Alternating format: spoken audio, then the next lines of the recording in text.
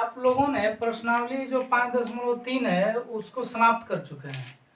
तो हम लोग आज 5.4 जो है ऐच्छिक है 10th क्लास में, उसको हम लोग समाप्त करेंगे। उसमें मात्र 5 क्वेश्चन है और बहुत आसान क्वेश्चन है। जो 5 क्वेश्चन है ऐच्छिक है, तो किसी भी प्रश्नावली के जो ऐच्छिक दिया हुआ है वे आपके पिछले जितने सारे लेसन पढ़े उस अध्याय में उसी लेसन के आधार पर ही होता है और उसी के थ्योरी इसमें काम करते हैं, उसी के नियम काम करते हैं।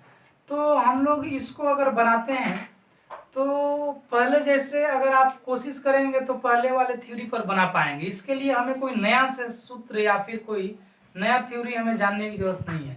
देखिए हम बनाते हैं। पहला प्रश्न दिया हुआ है कि एक एपी यहाँ पर है, इसका कौन सा कह रहा है कि सबसे पहला पद ऋणात्मक होगा।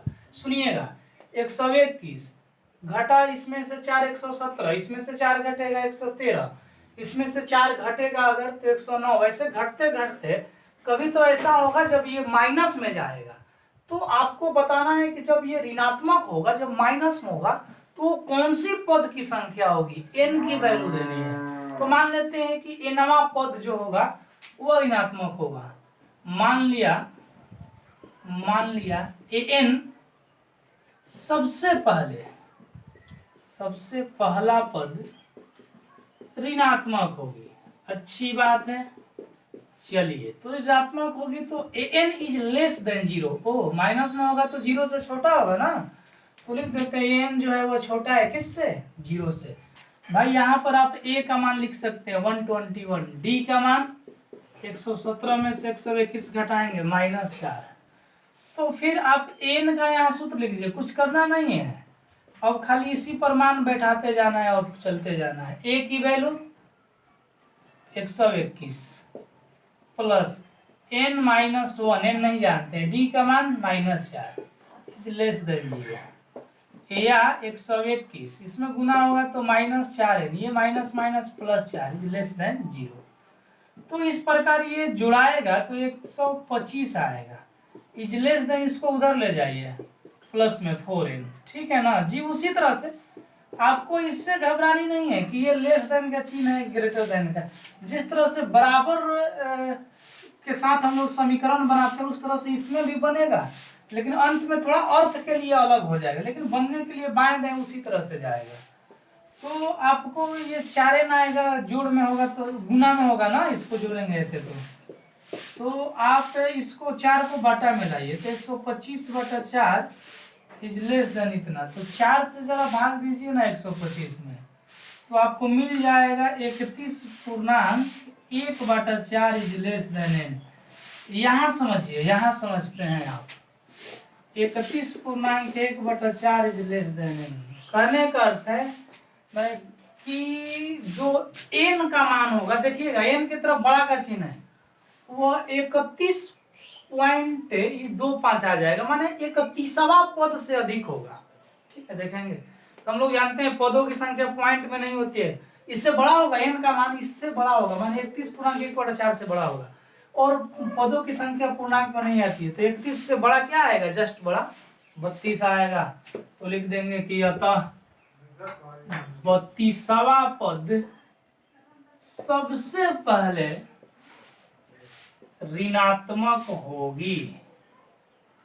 तो यही आपका आंसर होता है, तो आप इसे नोट कीजिए। नेक्स्ट प्रश्न देखते हैं।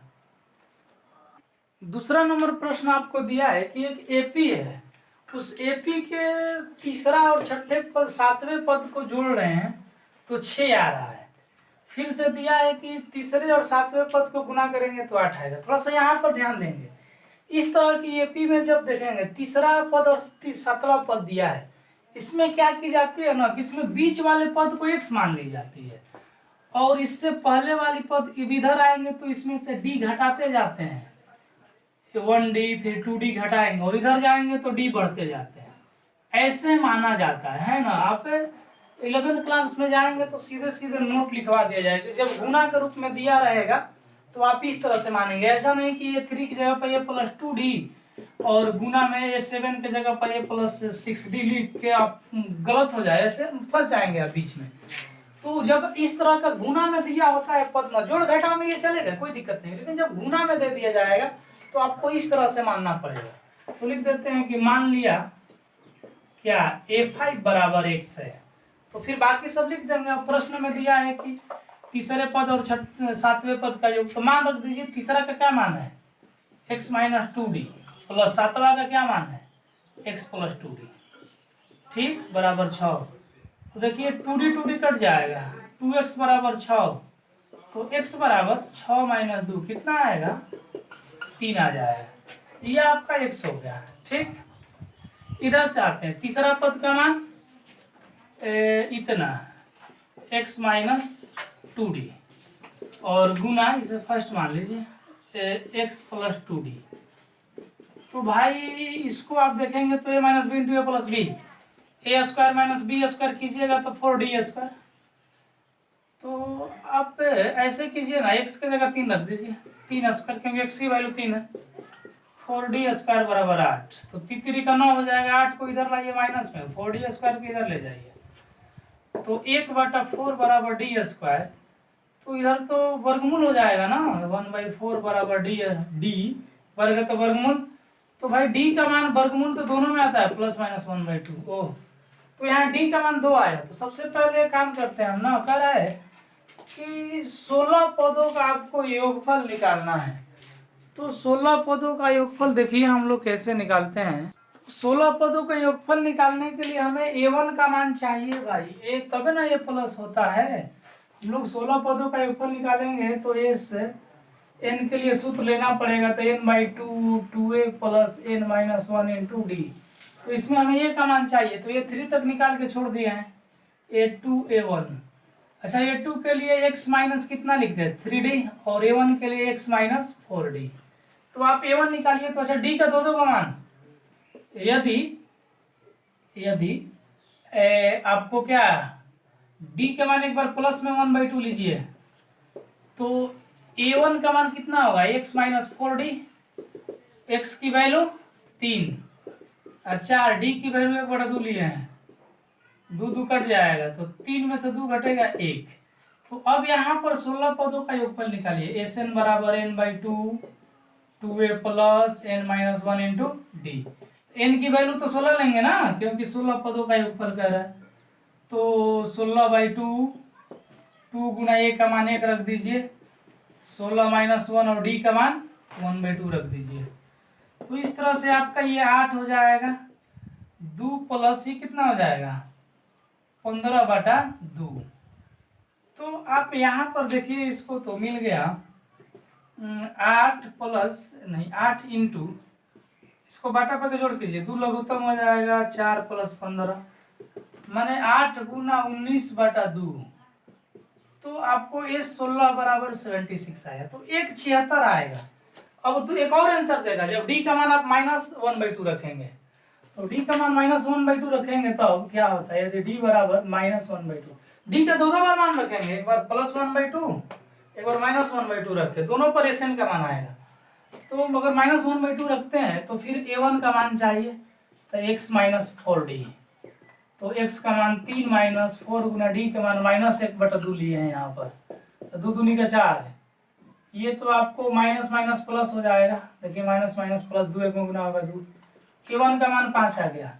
तो फिर s16 निकाल दीजिए ना एसएन के सूत्र लगा के, n/2 2a plus n minus 1 into D, n के जगह 16 ला लिए, 16/2, 2 गुना a का मान 5, 16 माइनस 1 और डी के मान लिए हैं माइनस 1/2। तो ये तो 8 हो जाएंगे। ये कितना होगा भाई 5 दूनी 10 और माइनस ये 15/2, ठीक है ना, है माइनस प्लस माइनस और ये घटेगा तो 15। तो बटा पर के घटाव कीजिए तो आपको 20 माइनस 15, तो 8 गुना 5/2 कट जाएगा क्या 4 बार में, तो इस तरह से 20 आया। तो दो का आंसर आएगा, अतः एसएन बराबर एगो 76 और एक 20। आप इसे मिलाइए, आंसर आ रहा होगा। नोट कीजिए, नेक्स्ट प्रश्न देखते हैं।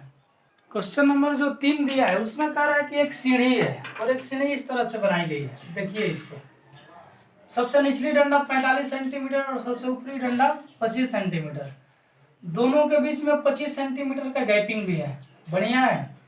और आपको कुल मिला के लंबाई सीढ़ी की अंतिम डंडे से लेकर ऊपर वाला डंडा 2.5 मीटर है, मैंने क्या 250 सेंटीमीटर है।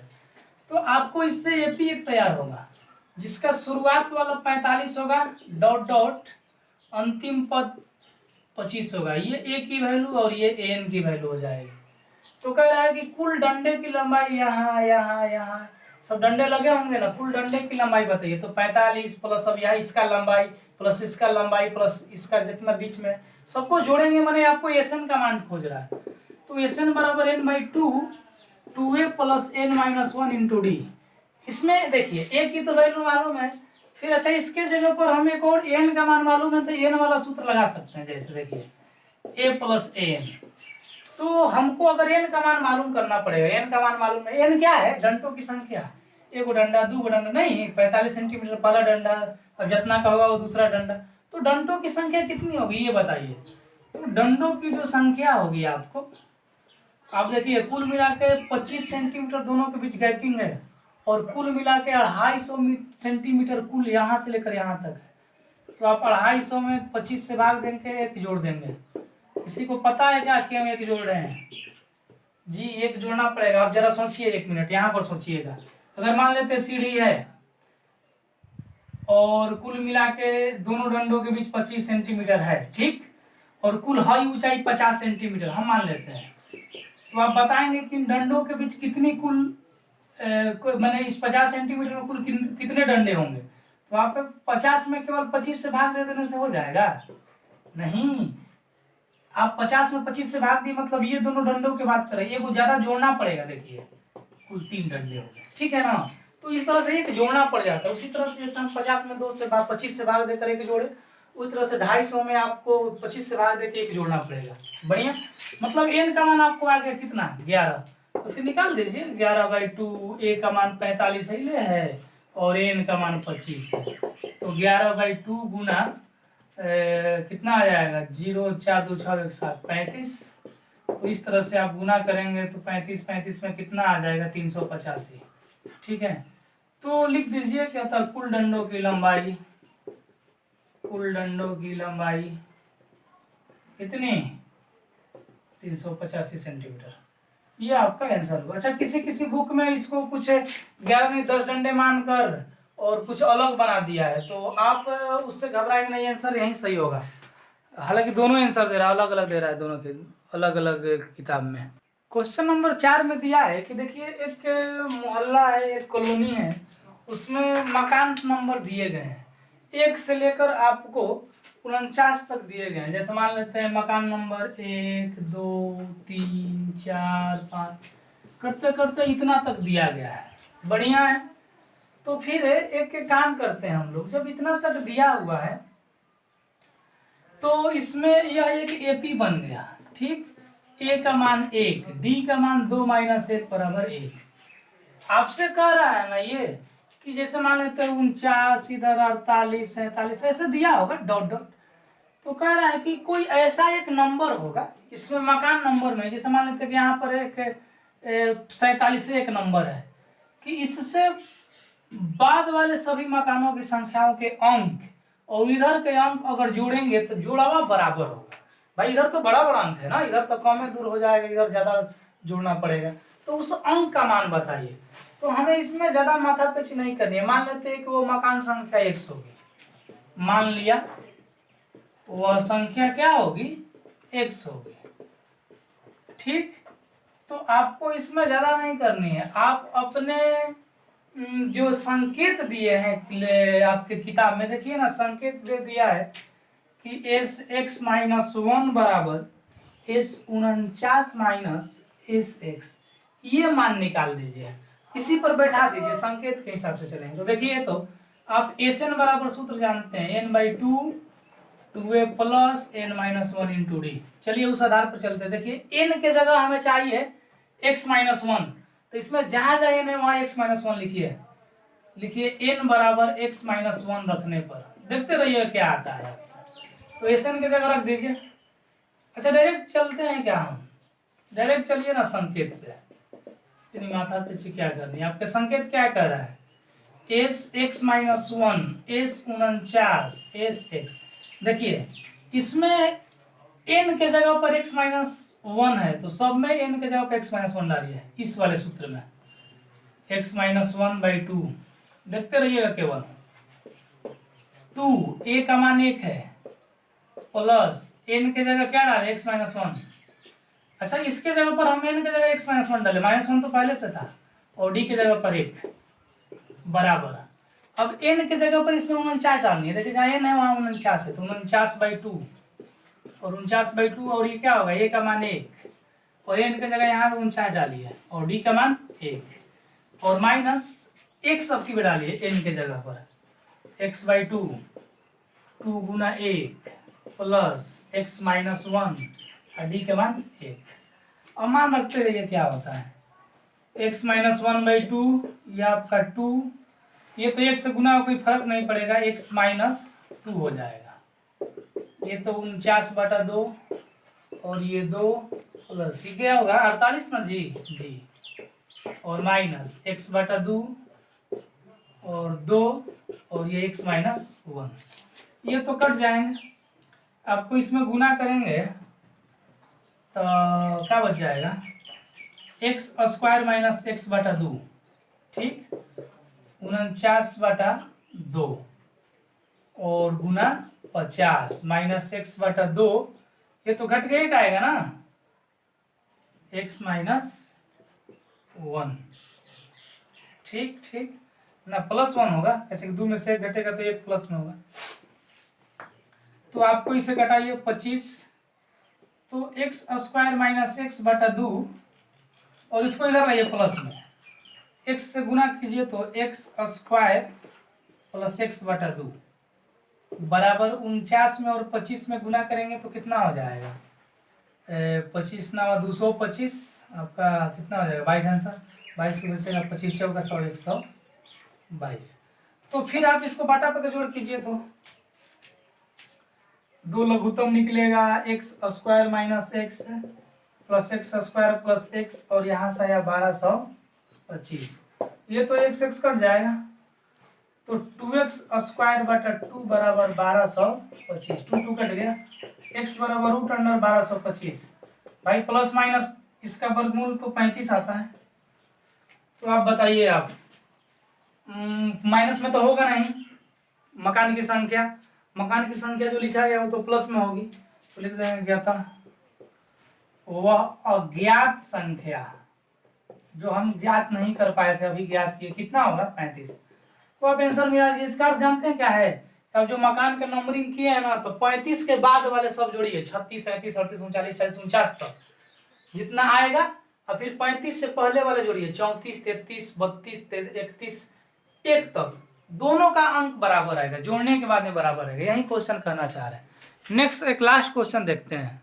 तो क्वेश्चन नंबर आप 5 देखेंगे क्वेश्चन नंबर 5 में दिया एक सीढ़ी है ठीक है ना तो उस सीढ़ी में क्या किया गया है कि कुल मिला के 50 मीटर लंबाई दे दी गई 1/4 मीटर चौड़ाई एक सीढ़ी की है ना एक जो खेड़ी है उसकी 1/4 मीटर ऊंचाई है और जो चौड़ाई है 1/2 मीटर है ऊंचाई मतलब क्या उस पर चढ़ना है चढ़ाई ऊंचाई है तो कह रहा है कि उस सीढ़ी में कुल कितने कंक्रीट लगे हैं कुल कितने आयतन कंक्रीट के हैं। एक काम कीजिए आपका जो सीढ़ी दिया गया है इस सीढ़ी में क्या कीजिए ना कि एक सीढ़िया के आप आयतन निकालिए जैसे 1 2 3 4 जैसे मान लेते हैं कि पहले सीढ़ी को इतना काट दिए इतना और काट कर इसका आयतन निकाल लिए ठीक फिर तो पहली सीढ़ी का आयतन कितना होगा भाई काटिएगा तो घनाभ जैसा आएगा लंबाई गुना चौड़ाई गुना ऊंचाई तो 50 गुना 1/4 गुना 1/2 तो करेंगे आप इससे तो 25 आएगा कितना 25/4 मीटर क्यूब। अच्छा सेकंड सीढ़ी जब पहले सीढ़ी काट के माने हटा दिए इतना आयतन फिर सेकंड सीढ़ी ऊपर से लेकर नीचे तक रहेगा ठीक है ना तो इसमें खास क्या होगी लंबाई तो उतना ही रहेगा सीढ़ी की चौड़ाई भी उतना ही रहेगी बढ़ेगी क्या तो इसकी ऊंचाई हुआ जो चढ़ने वाला है दोगुना हो जाएगा ठीक है ना तो इसका जब आयतन आप निकालिएगा तो लंबाई उतना ही चौड़ाई उतना ही ऊंचाई केवल 2 से गुना कर देना है 1/4 गुना 2 दोगुना कर दिए हैं तो 2 हो गया आपका तो ये आपका कट जाएगा 25 बार में जी आपका इसमें देखेंगे तो कुछ दिक्कत है क्या नहीं चलिए ठीक है कोई दिक्कत नहीं इसमें 25/2 आ जाएगा ठीक है मीटर क्यूब और कुल मिला के 15 को सीढ़ी है, तो n का तो मान मालूम है। चलिए AP बन गया आपका क्या, पहल का पद 25/4, दूसरा 25/2 डॉट डॉट, तो A का मान आपका आ गया 25/4, D का मान 25/2 माइनस 25/4। तो भाई लघुत्तम निकलेगा 4, तो 2 दूनी का 4, 25 दूनी 50 और 25 मैंने 25/4 डी का भी मान, और n का मान तो 15 होगा क्योंकि 15 श्रेणी है।